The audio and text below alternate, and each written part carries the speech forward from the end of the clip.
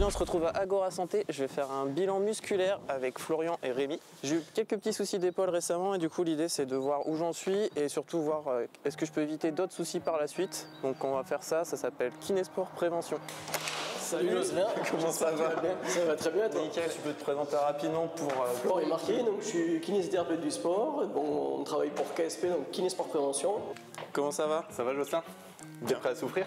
Le chauffé ou pas? Le sourire un peu sadique là, j'étais pas prêt. Moi je suis Rémi, j'ai co-créé avec Florian Kinésport Prévention. Le but de Kinésport Prévention, fournir des bilans spécifiques à chaque sport pour les sportifs qui ont envie de soit se remettre au sport, soit de reprendre un sport une fois qu'ils sont blessés, soit des sportifs qui ont envie de progresser et d'aller chercher un peu de performance. Là on est sur le vélo pour faire un échauffement si j'ai bien compris. Ouais, le but d'un test maximum c'est déjà de tout donner, donc on verra ce que tu donnes après. Mais je donne beaucoup. Tu donnes beaucoup. Donnez-moi. Donnez-moi. Allez, on y va, allez, encore. Et on relâche. Allez.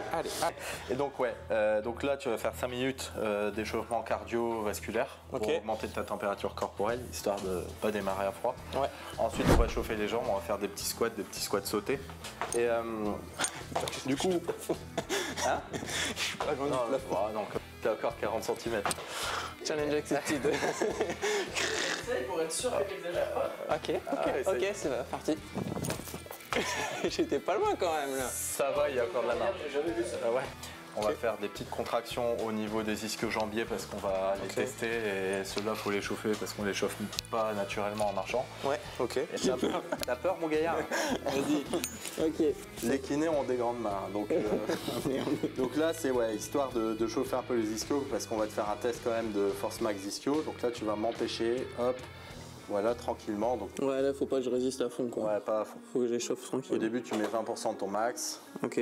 Voilà, 1, 2, 3, 8, 9, ok, 10, on relâche. Là, on est parti sur 20 secondes de squat. Okay. On va faire ça 2 fois avec une pause entre les deux. Ok. Ok.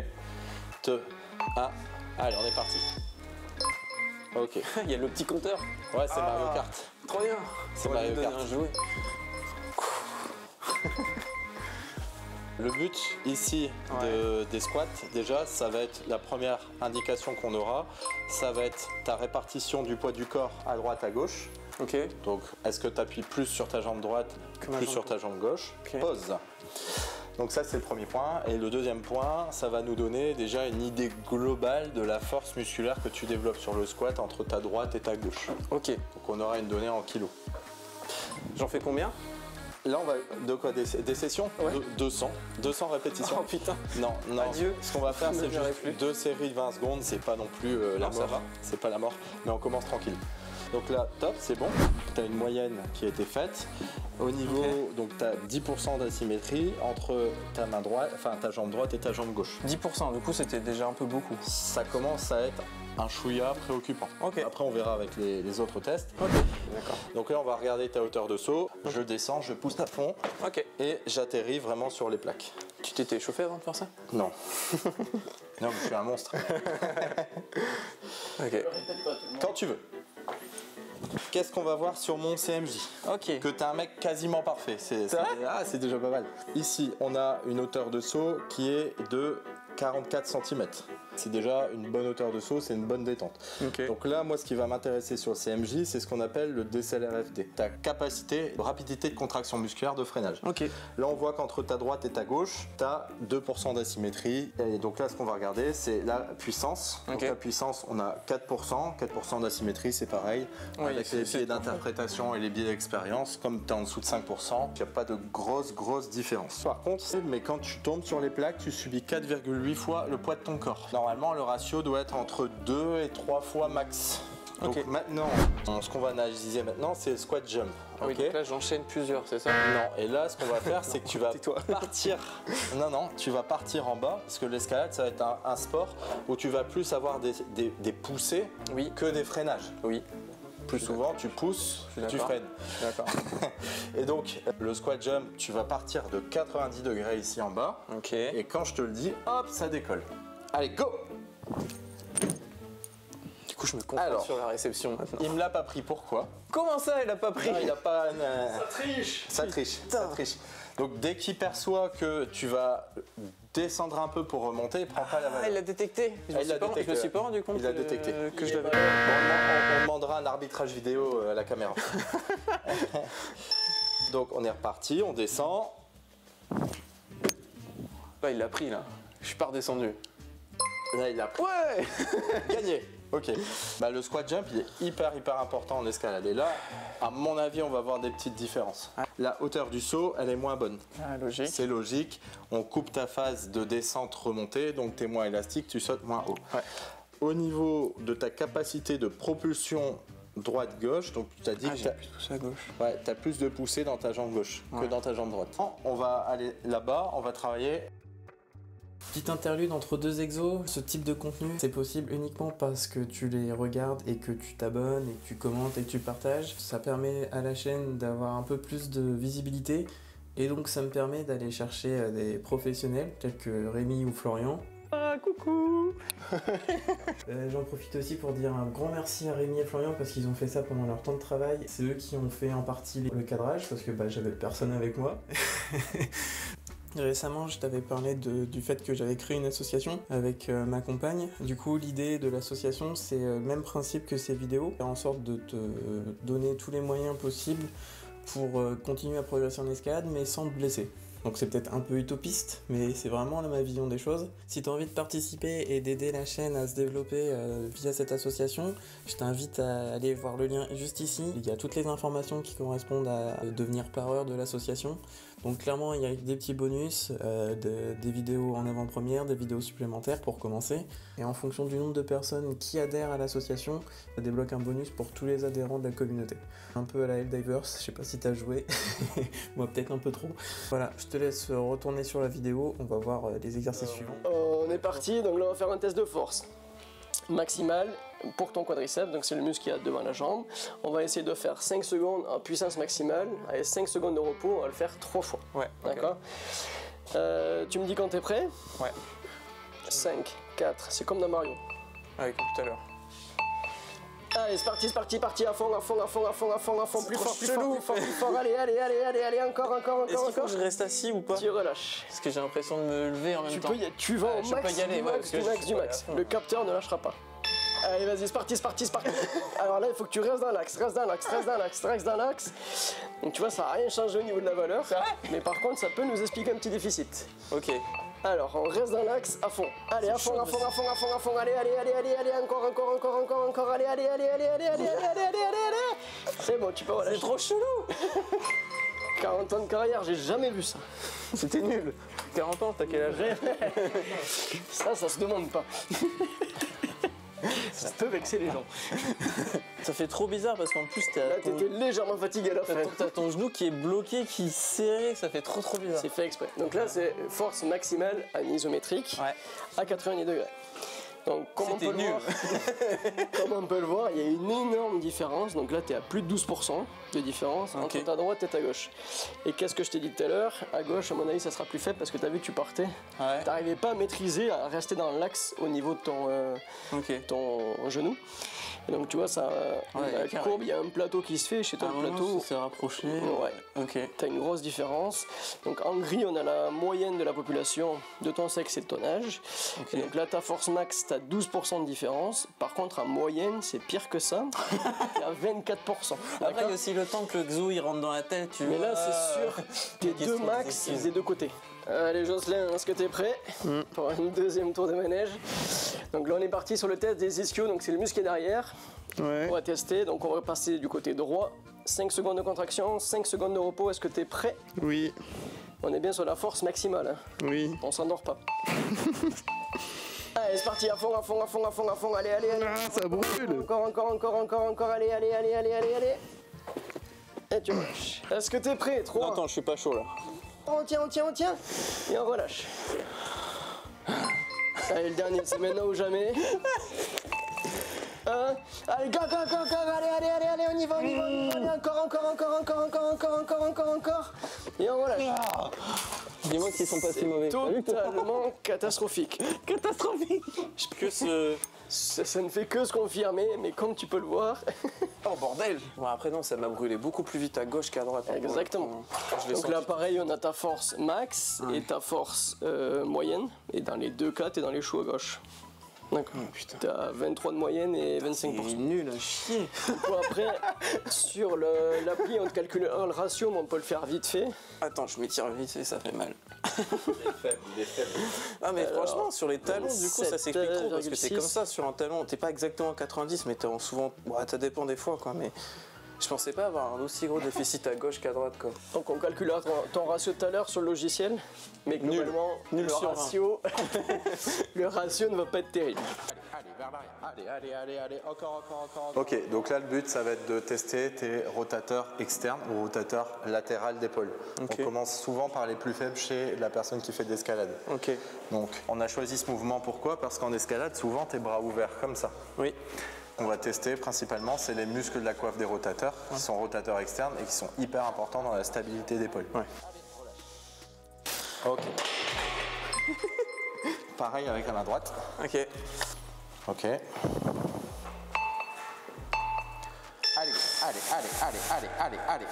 encore. Allez, viens chercher. Encore. Ok, super, relâche. Ah, tu te sens tellement. À ton avis, entre la gauche et la droite, à quelle est la plus faible? Gauche. Eh ben non. What? Non. C'est vrai? Ouais. De beaucoup ou pas? 16%. Après, pour le coup, là, c'est un peu biaisé parce que du coup, vu que j'ai eu la blessure côté gauche, j'enforce beaucoup plus la gauche que la droite. Ok, mais donc de ce fait, Du coup, j'ai recréé un nouveau déséquilibre gauche-droite. T'as pas travaillé les deux? Non, bah pas sur tous les exos. Ok. Et là, le kiné, il sort et il fait bam, bam. Nul. Et donc, du coup, tu as 16%. Et surtout, ta moyenne, là, c'est 17%. Oh là là, je suis asymétrique. En bas, je suis asymétrique gauche-droite et en haut, asymétrique gauche-droite. Bon, on va voir sur la rotation. Okay. Je suis totalement dysmétrique. Du coup, on va voir sur la rotation interne. Ok. 3, 2, 1. Allez, te penche pas trop vers l'avant. Ouais, je sais. Allez, ok, on relâche. C'est trop chelou. La rotation interne d'épaule chez le grimpeur, elle est hyper importante parce qu'elle est prédominante. Okay. La rotation externe va te stabiliser, mais la rotation interne, c'est ce qui te fait grimper. Super. Alors, on peut paraître un peu strict, mais tu vois, si tu envoies les abdos, tu fausses le test. Allez, super, encore.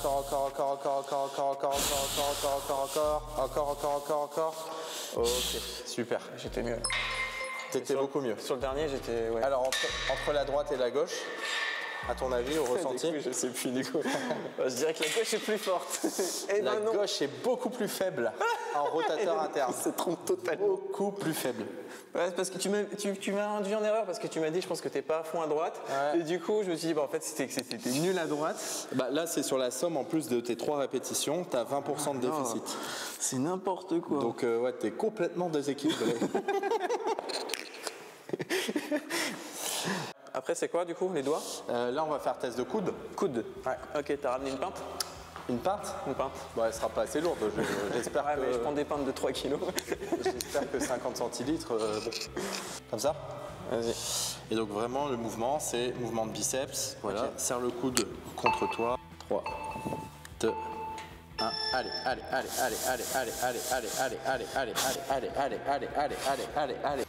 En gros, cette vidéo qu'il faut aller. Donc là, biceps. Donc oh non, mais là, elle est parfaite, là. Elle est parfaite. Elle est parfaite, là, la symétrie magnifique. Quand même. Ça mérite un zoom. Donc là, on est sur 5-5-5-5. Léger déséquilibre. Ouais, léger déséquilibre, mais 5%. Donc ce test-là, hop. C'est bon. On n'a rien à... Ça va.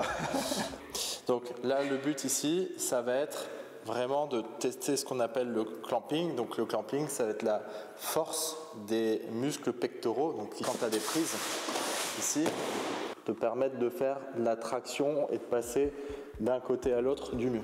Oui, en fait, souvent les tractions, on la résume à c'est le dos qui travaille, mais en fait, c'est les grands dorsaux, effectivement, mais le mouvement qui te permet de faire ça à ça. Passer de gauche à droite, c'est les pectoraux. C'est les grands pectoraux, donc c'est hyper important de les tester. Ok, on voit 17% de différence entre la force max et 27% de différence avec ta force, ta moyenne de force, on va dire. À gauche et à droite, du coup. Entre la gauche et la droite. Ok. Donc, on a des petites choses à travailler au niveau du bras, on a au niveau pec en tout cas.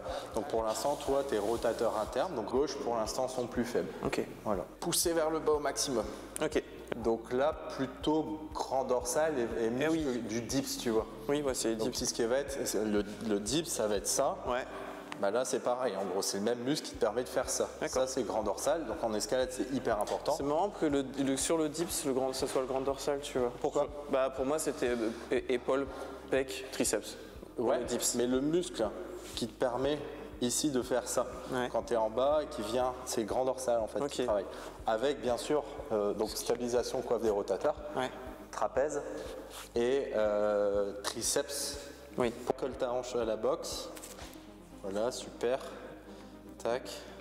3 fois. Ouais. En fait, on voit vraiment que c'est ce muscle-là. Voilà, ici, le muscle. Vraiment grand dorsal en arrière. Ok, c'est bon. Alors, à ton avis, Droit plus fort. beaucoup plus fort. Ouais. 20%. Ouais. 20%. Tu vois, 20%, c'est quand même énorme. Putain, mais je comprends pas. Hein. Après, j'ai fait du tennis longtemps quand j'étais gamin. Ouais, mais ce qui veut dire que ton bras gauche, il est quand même de manière globale. Là, sur tous les tests qu'on a fait pour l'instant, sur les rotateurs internes et ceux qui te permettent de te tirer, de te propulser, tu as 20% de déficit. Là, on sait que tu as quand même quasiment en moyenne, sur tous les tests qu'on a fait, sur le bras gauche, il est 20-25% plus faible que l'autre. Ouais. Donc ça veut dire qu'il y a un petit gap et un petit travail encore en salle à refaire. Et en tout cas, là, moi, je te conseillerais pas de reprendre sur des pistes trop dures. Pour reprendre déjà confiance dans l'épaule, parce qu'il y a 3 types de douleurs. Il y a la douleur qui est due, donc c'est ce qu'on appelle la douleur nociceptive, donc due à l'épaule, due au tissu. Après, tu as la douleur neuropathique qui est due au nerf. Donc la connexion entre cerveau et muscle, le nerf. Et ce qu'on appelle la douleur nociplastique. Une douleur que tu as qui est au-delà de 3 mois, elle a plutôt tendance à devenir nociplastique. Ce qu'on appelle chronique aussi, du coup. Chronique, tout à fait. Terme chronique, et en gros, ta structure, elle commence à être réparée, mais c'est le cerveau qui envoie une information douloureuse et parfois exacerbée et exagérée. Ok, voilà. Très bien.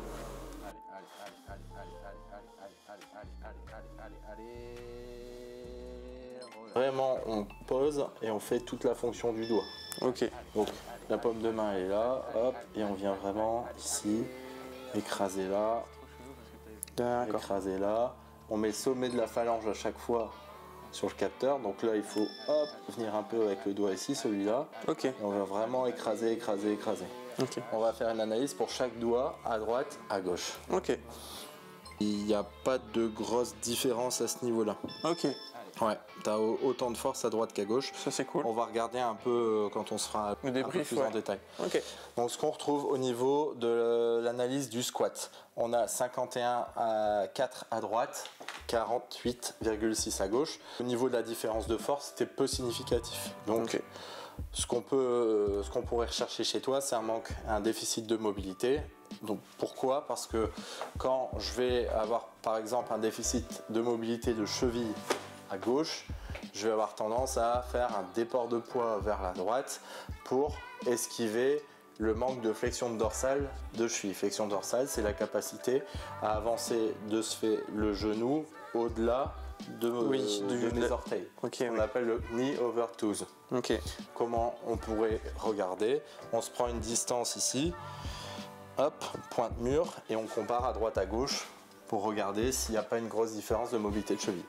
Au niveau du CMJ, pas de grosse différence notable, si ce n'est qu'on a noté chez toi une force d'impact au sol à l'atterrissage qui a travaillé, parce que de mémoire on est à 4,81. Oui. Donc ce qui veut dire que ce ratio doit être amélioré. On doit améliorer vraiment l'amorti corporel. Au niveau du squat jump, donc on a une différence de RFD maximum, donc la propulsion de ta jambe droite VS jambe gauche qui est en défaveur de la droite. Donc tu as 15% à rattraper par rapport à ta jambe droite. D'accord. C'est-à-dire que quand tu grimpes, tu propulses vraiment plus sur ta jambe gauche. Ok. Au niveau de ta force quadriceps, donc le 3 leg extension et leg curl. Tout à fait. Leg extension ici qu'on avait fait, j'ai entendu, on a 13% de déficit sur le membre gauche. Ok. Donc que du quadriceps. Et là, on avait le ratio le plus énorme, 28% de déficit sur le curl, donc en position ventrale. Donc en grosso modo, ta jambe gauche, en tout cas ton genou gauche, est beaucoup plus faible que ton genou droit. Ok. Au niveau des rotations internes et externes d'épaule, la rotation externe, on voit que tu as clairement une faiblesse du côté droit. Donc ça qui s'explique parce que tu as dans ton réhab, à mon avis, bossé beaucoup plus la gauche que la droite. Oui, tout à fait. Mais surtout, ce qui vraiment là est préoccupant chez toi, enfin préoccupant, c'est ce qu'on va devoir travailler ensemble, c'est que ta rotation interne d'épaule à gauche, elle est beaucoup plus faible. Ok. Tu as 21% de diff à ce niveau-là. On se disait, Et en sachant que la rotation interne d'épaule chez le grimpeur, elle est hyper importante parce qu'elle est prédominante. Ok. La rotation externe va te stabiliser, mais la rotation interne, c'est ce qui te fait grimper.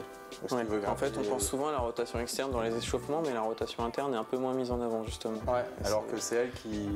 Tu es toujours en rotation interne. Ok.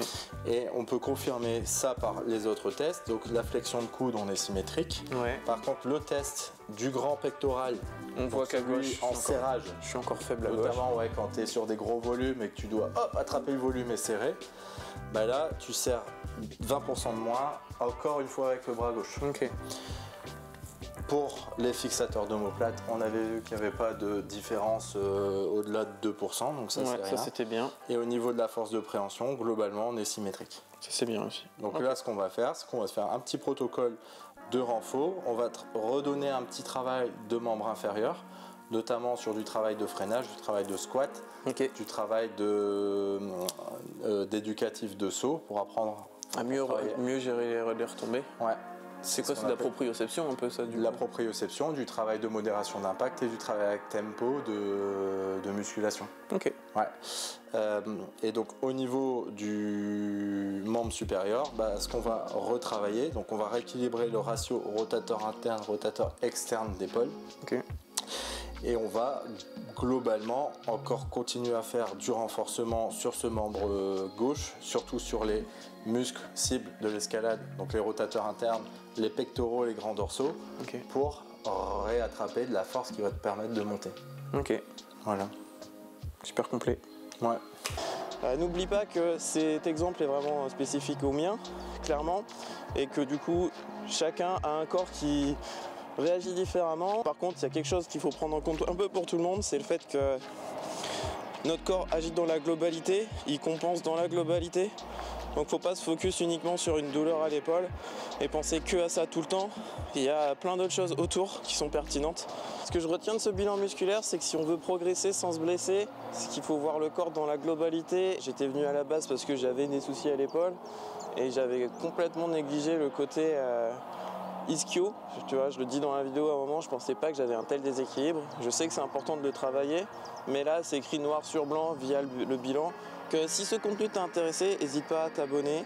Je posterai prochainement une vidéo avec Rémi et Florian où on détaillera un peu plus les exercices qui permettent de corriger ce genre de déséquilibre. Et n'hésite pas aussi à rejoindre la page Insta de KSP Prévention.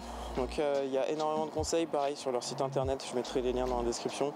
Si tu veux un peu plus de conseils, un peu plus d'informations, un peu plus ciblé technique on va dire. Et voilà, j'espère que ça t'a plu. On se retrouve dans une prochaine vidéo. En attendant, je mets ici et ici d'autres vidéos que tu peux regarder en attendant. Et puis voilà, ciao!